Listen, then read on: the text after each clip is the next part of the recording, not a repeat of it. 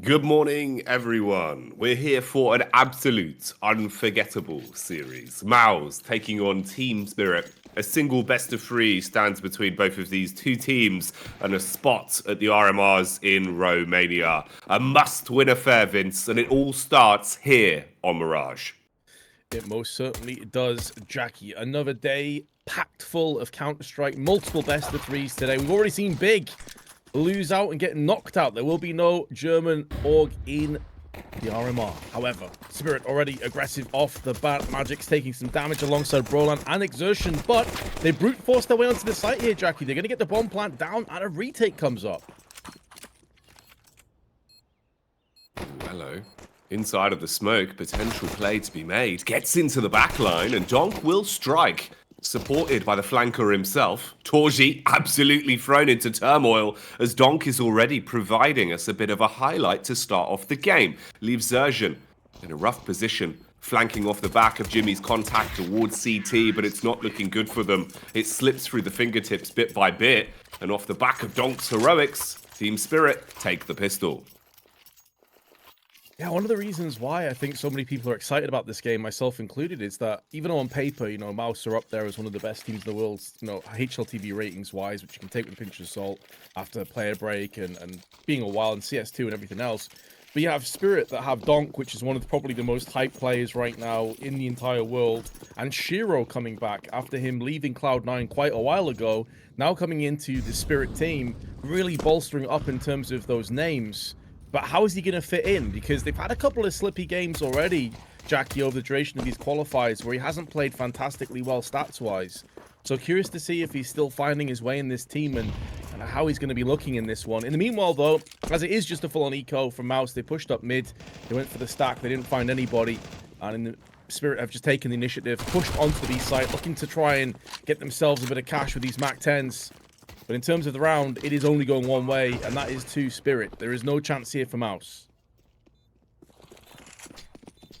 No joy in the round overall, but potentially a bit of damage to the economy. That's the best thing they can ask for. Xertion trying his luck towards short. They funnel them back round towards ladder room as well, but the MAC 10 is just absolutely farming. Xertion good for the first connection onto the head, but it's only a single thorn in the side of Spirit. They farm more than enough money up on the old Mac Daddy as well, so that pays itself off, and then some, allowing Zontix to fully reinvest with a nice AK and utility to boot.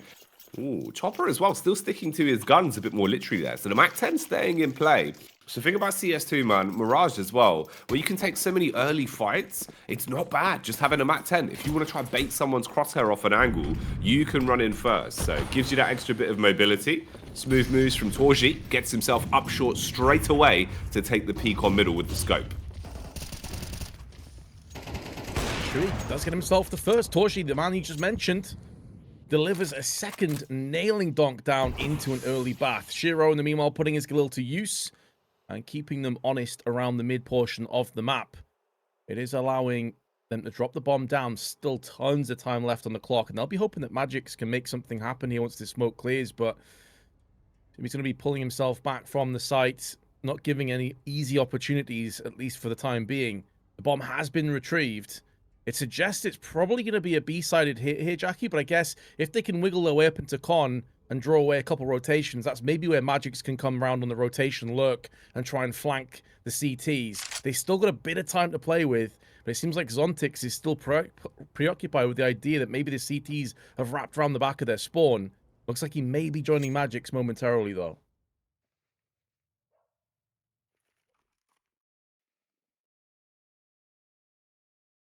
Takes the C4 on rotate, joins his teammate, and sees what lies ahead of them.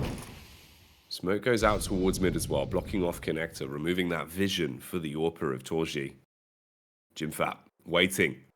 He's in a good position here behind a bench, and the timing's going to play into his hand. Should be able to get contact on a backstab, or at the very least, reveal himself when the time is right. Peeks up, but can't deliver. Isn't able to hit the mark. Oh, this is a problem now. Shuey as well, burning. He goes down, Vince. It went from an equal position where it looked like Mouz had the edge to backstab onto this round and keep themselves in it to pick it up, to it all quickly crumbling away. After losing both of those players, there's no room for the retake. It's not worth the risk of going in as just a duo and potentially throwing away both of these weapons. Save those so you've got the extra cash to work with into the next. So Team Spirit will get 3 rounds with relative ease on their B contact. Yeah, it did look very straightforward, didn't it? And then when you consider that Torji and Shuey got the first 2 picks in the round, we're looking very comfortable indeed. It was really only Shiro that showed anything in the first 10-15 seconds. To come out in this one with Spirit on 3 players and Mouz just dipping back into a save, that's going to be a heavy body blow. That's going to be a bit of a confidence shaker, I'd have to feel, early doors here on Mirage. The CT side for Mouz as well, a side where it can get out of control really quick if you're not careful. Saving the AWP and the M4, though, does give them the luxury of going straight back in once again for the purchase. Now, I was just looking at the stats before, Jacky, in terms of which players have been performing the best. Obviously, this is a 2-0 game.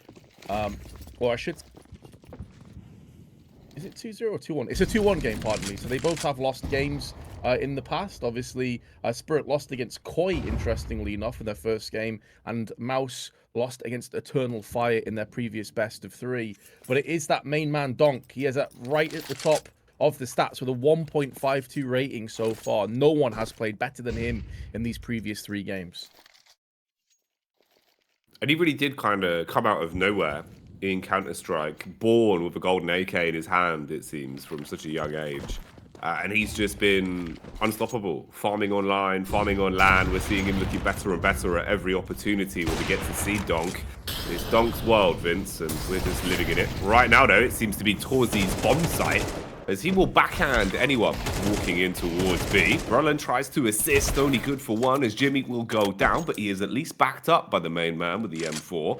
So 50 seconds left on the clock. Chopper on the rotate, arrives towards short. Good angle here for Brolin. He should be in a nice position to close it down, but he backs off towards the shop, playing safer on it. Bombs dropped on the floor as well, just outside of the bomb site. Chopper's been given a bit of leeway though, Vince, and he's in the back of the site. This is such an important round as well, Jacky, for all the reasons we just mentioned. Spirit did off to a 4-0 start. It's going to be so devastating, and it's an easy drop for Chopper. He has put down Brolan in his place. And I was going to say the top performing player, and we were really surprised to see just how solid he was in Ancient a couple days ago, is Brolan. He has been on fire for Mouz. But man, a 4-0 deficit already. They can go back in for a bye, but ooh, they're going to eventually have to start getting some success out of these advantages they're kicking the rounds off with. You can't be getting the first pick or 2 from 2 of your players and still conceding this often. It's quite scary. It's actually quite scary how many rounds already Mouz have put themselves in a position to potentially win. Got to sting a little bit. Torzi's been doing a lot of work with the AWP early on. At least he still has the weapon though. Money was there. Full rebuy comes back out. Obviously, you've taken 4 rounds on the chin now to start off this map. So things have got to change. Like you're saying, you can't keep giving up too much of a buffer and letting Spirit flex their muscles in every round. Ooh. Okay, connector smoke goes up. Just a bit of a tag in the side of the head, won't matter too much. Shuey just feeling that one. A bit of a lub tap. Meanwhile, slow round from Spirit. Looking a little bit like they want to push the extremities on this one. You've got Donk lurking round towards A-Ram. 2 players going out middle as well with a backup of a late underpass push from Magix. So room for this round to breathe, and they're giving them space as well. No deep peek, they're just playing off on the choke points. Oh, it's a beautiful little angle that Shui's found for himself. Pops up, nails Shiro, backs away. Did highlight it. More passive angles being adopted from Mouz. So the fact that they're able to get that kill is going to do the world of good to their endeavors coming through into the final few moments of this round. Surely not again. A 2-0 start in favor of Mouz in this round in terms of frags. They cannot afford to let this one also slip by. Donk spray on point for a second headshot. Still pretty heavy, but they're about to get flanked from Shuey. And Donk may trade 1, but it's only going to be 1. He gets instantly put down. As a result, Mouz have picked up their first round. Okay. They bite down, and they get themselves into the game. Team Spirit's response is to instantly take a tactical timeout and put this one on ice, figure out what exactly needs to change from their stance. and potentially just play with the mind games. Obviously, for Mouz, you've won a round. You're feeling good about things. You instantly get iced out. Slows down that momentum a little bit. Makes it harder for you to just keep going from pillar to post and really living it large as quickly as you might want. Shiro's also going to be picking up the AWP. It's all been about mobility. It's all been about the rifles. Now having the AWP in hand, what changes? What will be the adaptation here? I do like the fact as well that Chopper is just consistently going for these Mat 10 buys in a lot of these rounds. Obviously, again, here prioritizing having extra utility to work with and sticking to the Mat 10. Mat 10's so good right now. So if there's an opportunity for you to use it and just create a bit of space for your team, go out as a bit of an entry tool. So if you die, they can trade for you. It's not the worst thing in the world. For an IGL, it gives you more perspective as well if you go down early. Early Molotov interconnector forces Shuey back. And they bullied them off mid instantly, Vince. They've actually got tons of control from this. Yeah, it's kind of reminiscent to that last round, but obviously it was that little gap in the smoke from Shuey that gave them that advantage that they ran home with. But Spirit have already shown that they are very, very happy to get early mid control and try and dictate the pace of the round and make Mouz really sweat this one out. It's going to force them to use utility. Torji has the angle. Oh, that's such a beautiful bait and switch. Donk round the corner, and if not for him, it would have been the AWP anyway. But Torji does get traded out. It's Brolan there with the M4. And Jimmy's been spotted up in the apps area. That's going to make things way more difficult for him as all the rest of his teammates have fell down. The Finn can do little but try and fight his way out of this one. Maybe towards the T-spawn side where Shiro goes in for the peak. May have missed his shot, but he's living on borrowed time. And when you consider that the only round that Mouz picked up was that previous one, and they invested everything they had into the round itself, this is going to be a difficult economic situation coming up. Maybe the AK can get saved, but it would be a small saving grace and a 5-1 deficit they're playing off against, and it's the Terminator himself that's after him. Oh, he didn't check his magazine, and he gets punished with his life. No save weapons. Damn. Thought he had the edge on that one. Heard the thunderous footsteps running by. Thought he could peek in and silence Donk. Doesn't happen. Out of ammo, out of luck. Like you said, no AK being saved. Wow. Okay, it's an interesting game we've got on our hands here as well, purely because of the individuals, right? Two teams that are quite exciting right now in the global scene of CS, but also for the individuals. Jimfat, an absolute talent, someone that has really been commanding more and more respect to his name. But Donk, he's showing us why people care, why people want to see this guy on LAN, at your tier 1 events consistently, and just see what he can get up to. How long does Donk's streak go on for? Because at the minute, he is delivering deathly blows time and time again. 12 frags to his name, shooting really hard on the server right now. Just looks confident with the way that he's taking fights as well. That's the body language of Donk. He just goes in, absolutely ruins you, spanks you out of the server, and then he's ready to do it again into the following round. Right now, 12 for free. Going into this round with Mouz not having too much to play with, probably more room for him to pad those stats a bit as well and bring himself up even further. Bit of a Wolfpack setup from the tees initially, with just Magics lurking round towards the B apartments. Shiro's got the scope in his hands and is looking for an opening peak, but all they've got to do is play it together here, Vince. Don't play into the hands of the pistol and let them have an angle where they'll get a drop on you. I think that's why we're seeing them take a little bit more time on mid. You know, that previous round, they were lightning fast, straight up onto Con, in the face of Mouz, and that beautiful double peek, the double swing on short side. There is a gap in that smoke. Exertion can maybe make something happen with the Deagle. Instead, he's going to have to fall back into ladder where they've already hemorrhaged one player. That is Jimfat. And near hero from that last round, saving an AK. Didn't quite happen for him, and that isn't going to start this time either. Molotoving off the angles as well, and it's more of the same, really. We've seen this script play out before, and it will be Team Spirit with their hand held high come the end of this one with another bit of success. And I think for the reasons you were just touching on before, Jacky, about Donk and how incredibly hype he is right now. People want to see him on LAN. They want to see him perform in the top sort of levels of Counter-Strike. That's one reason why Shiro coming in is another reason people are like so hype about this team. It's a real shame. A lot of people are disappointed he won't be at the Blast Spring groups. Him and Magix, of course, were ruled out due to visa issues. So people kind of like chomping at the bit to see these guys perform at LAN. Maybe not just yet. I suppose the good bit is, Vince, We know, obviously, we will have one guaranteed chance of that. Well, fingers crossed. I'd imagine everything could go smoothly with the visa issues there, of how important the major cycle is. But if they win this, which obviously is still a big if, we're early doors into the series at the minute. Both of these two teams, definitely hot prospects in Counter-Strike at the moment, so it's not easy to call where this one's going to go. But if Spirit make it to Romania, oh boy, that will be a lot of exciting games, and what an important sort of debut really for Donk to have to perform time and time again over the course of so many maps in that Swiss format, live in Romania, to guarantee his first ever major. Man, that really is quite a tantalizing prospect. So in a way, it's given us a really crazy storyline for things, but it is a shame. It would have been sick to see what this Team Spirit team could do, and give them the extra experience as well. Because you imagine if your first time kind of crumbling, right? Your first time getting sort of bodied on a server, Vince, happens at the RMRs. How do you reset from that? Whereas at least if they had the experience at Blast, maybe it could have bailed them out a little bit more. But obviously all hypothetical at this point. Yeah, so it's a really good point, you know, and I think, no disrespect to Blast, but if you give a team an option of you do well in Blast groups or you make it to the major, they're obviously picking the major all day, every day. So, yeah, it could be a bit of a baptism by fire. Speaking of which, into this round, the same has happened once again. This time it's Magix that picks up the first frag. Donk up to 14.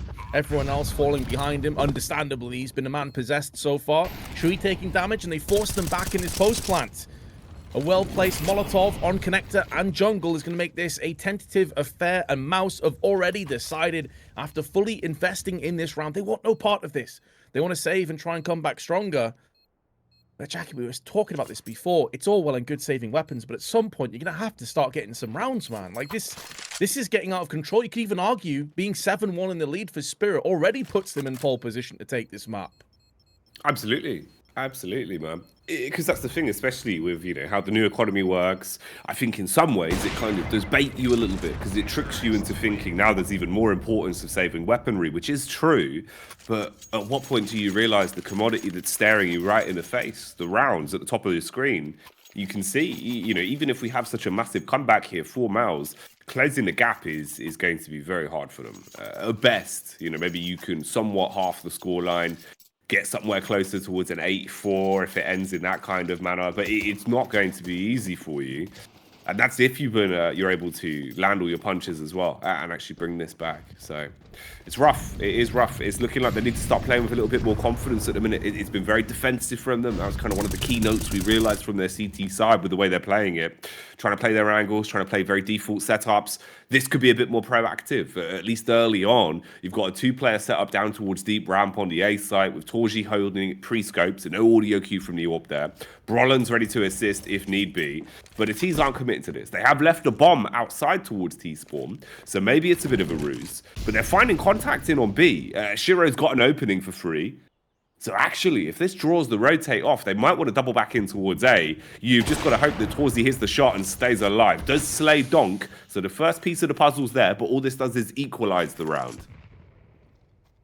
Yeah, exactly. They don't have any real understanding as to where the rest of the team currently reside either. Now they found out as Chopper goes in for the peak alongside Shiro, and they can spill out into the site once more. Exertion in ladder room's going to have to try and bide his time and wait for his teammates to arrive, or perhaps not. Perhaps he'll try and fight his way out of this predicament. And Magic's on the receiving end, but they don't have Donk live any longer. The heavy-hitting talisman of this roster is going to be on the side watching the teammates as a 3-on-3 with 30 seconds left is going to take shape shortly. They need to get a move on here as well, Jacky. It's one of those kind of situations with the bomb where if you take too long and a stray bullet comes through and takes you out, that's pretty much the round that will go with it. Exertion's being forced back on that ladder side, tosses the smoke out to try and draw fire away from the CTs, but Spirit have already got the bomb planted. Bomb down, time ticking. Utility for the CT side dwindling down as well. A missed shot from either side, giving an opportunity for the CTs to at least get closer on the precipice of mounting this retake, but they need to do it sharp. Oh no. They had an opportunity to begin their push, but one by one, everyone falls. In the blink of an eye, they've been battered off of the angles. The AWP will deal damage, and reverberations are felt throughout the Mouz camp at this point. Still only a single round achieved on their CT side. They've got money because they've been trapped in this constant landslide of loss bonus where they can rebuy into it, but you were always there with dribs and drabs and key points, limited utility on some. And they just need to win rounds. I know it's as easy as that to say, but that's the top and bottom of it. At the minute, they're having such a lackluster CT side, Vince. They're getting into their T half. You'd need a guaranteed pistol, and you'd need everything following that to be absolutely flawless. And the duels are just going in favor of Spirit time and time again. They're shooting harder right now, Vince. They just look crisp. Yeah, it's completely spot on. Like, it's one of those kind of situations where it doesn't feel like Mouz are necessarily being outplayed strategically. It just comes down to the fact that you have a donk and you also have a bunch of other players that are firing on all cylinders, and every duel appears to be going the way of the T side. And even when Mouz managed to get the opening pick, which has happened a few times, they can't close the deal. They can't manage to find the finish line. And once again, just being picked apart, Shui and Brolan.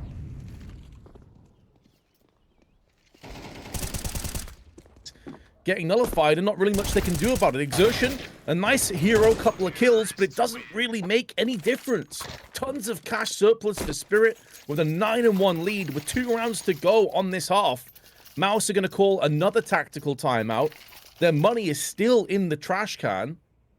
I just don't have belief that they can get this done, Jacky. Like, their CT side has been horrendous compared to Spirit.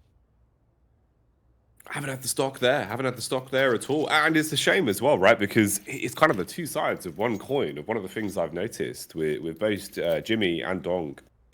They're players that it seems like if early game, they get the ball rolling, they absolutely snowball. You know, they just get stronger and stronger and stronger over the course of a game. They feed that confidence. They feed that hot hand and keep delivering.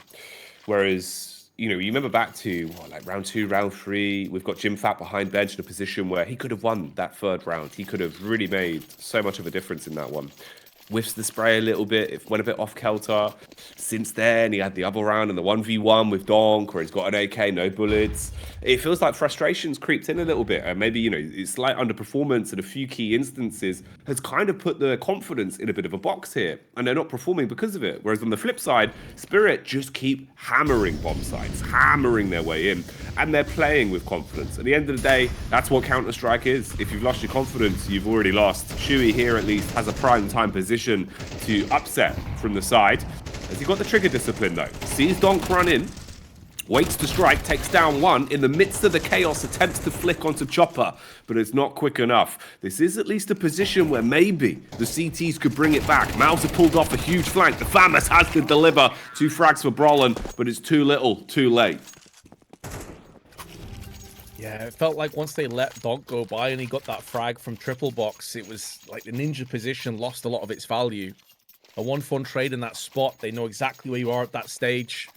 It's easy for us to see that in hindsight, because if Donk doesn't get a kill from triple box, then he can wait for that secondary player maybe to come in to try and get the plant down, and then things get into a bit of a dicey situation for Spirit. But again, it just comes down to landing the shots, right? Like, Brolan tried his best with the FAMAS, but there's only so much that you can do. It's definitely feels like a stronger weapon in CS2 compared to CSGO at least. But when you're against AKs and real good aim, doesn't really matter. Donk goes walkies outside of ramp, gets nailed by Shui, but the trade is back instantly. So then Spirit can just hit and run. Go back to the spawn again. They've got their damage done. The lack of incendiaries and really much utility at all, and no kits for Mouz. That's not a worthwhile 1v1 trade. They needed that to go cleaner.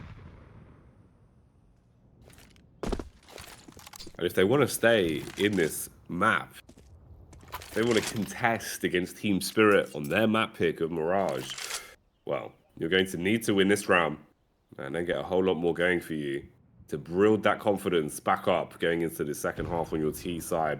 Pistol round is an absolute guarantee that needs to go their way, but everything else following that has to be basically flawless, because you are giving yourself 2 rounds of a safety net before we'd see Spirit On that point here. In terms of the gravitation, they've mostly stacked themselves back round towards the B-bomb site. It's only Xerxhen. He's good in these sort of positions, but he needs to be absolutely brilliant. 32 seconds left on the clock. The push is coming up towards him. They get contact first. He at least claps back onto one. Needed to find 2 frags, ideally, to put them into a great position into the round. Couldn't quite muster that, but he has delayed. He has bought a bit of time, and the Wolfpack is arriving. Can Mouz win this one? They need it. They desperately require something, some kind of success, if nothing else. As Magix takes a peppering through the triple box. Good flick up from Shiro. Oh, he landed that shot, but partially through the box. He has weakened him down low. There's only 3 seconds to go. And so Mouz can scamper away. Jimmy will survive. And in doing so, Mouz get a second round. But it feels like a consolation prize, Jacky. Yeah, you got some success at the end, but it was at the cost of 10 rounds. And now Spirit move across to the CT side of their choice of map. It doesn't seem like Mouz have much opportunities. The pistol, should go without saying, an absolute must. If Mouz lose this pistol, it is done, and we move to Anubis. That would be Mouz's choice of map. We know they're a very solid Anubis team, but for me, Jacky, it's the nature and how they've been smashed down here from Spirit. You nailed it. You said how psychological, how confidence-based this game is. If you end up getting slumped like 13-2, that's definitely going to play some tricks in the back of your mind. Oh yeah, even if you say, oh, it's fine, we'll shake it off, we'll go for a best of 1. It's not that easy. And this pistol round really relies heavily on them being able to get some momentum back. Oh, the momentum is just the guillotine of Dog as it swings down, lopping head off after head. 3 frags already achieved for the Donk Master. And it's only Jim Fat left. 1 versus 5. Glock in his hands, quaking in his boots as he falls in connector. And Spirit, they're just making a meal out of this one. Round after round, Vince, they are chomping away at them. Yeah, I mean, the nature and how they look so composed, so on point with their aim as well. Yes, Donk is going to get a lot of the plaudits and deservedly so. Like, the guy's been insane, but you've also seen, like, Zontix around the periphery. Shiro's had a few good rounds as well. Some great calling from Chopper. This is the full package right now, it seems, from Team Spirit. And who's to say that they're not going to breathe through this best of 3 a bit against one of the better teams on the planet, if you look at HLTV ratings at least. A team that a lot of people are expecting to also make the RMR and do good things there.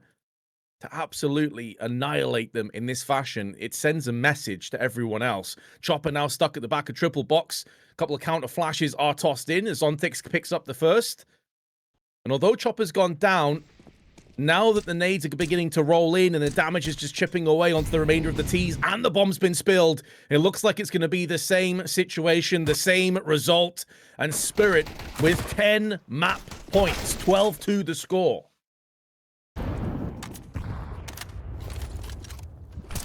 This is rough, man. This is rough. I feel like this is one of those where I don't even know if you're Mouz at this point, if maybe you do just let things kind of finish here. You realize, you know, the sheer unsurmountable comeback you'd have to mount for this to bring it to a 10-12 scoreline, or to a 12-12 scoreline rather, to even take it into overtime.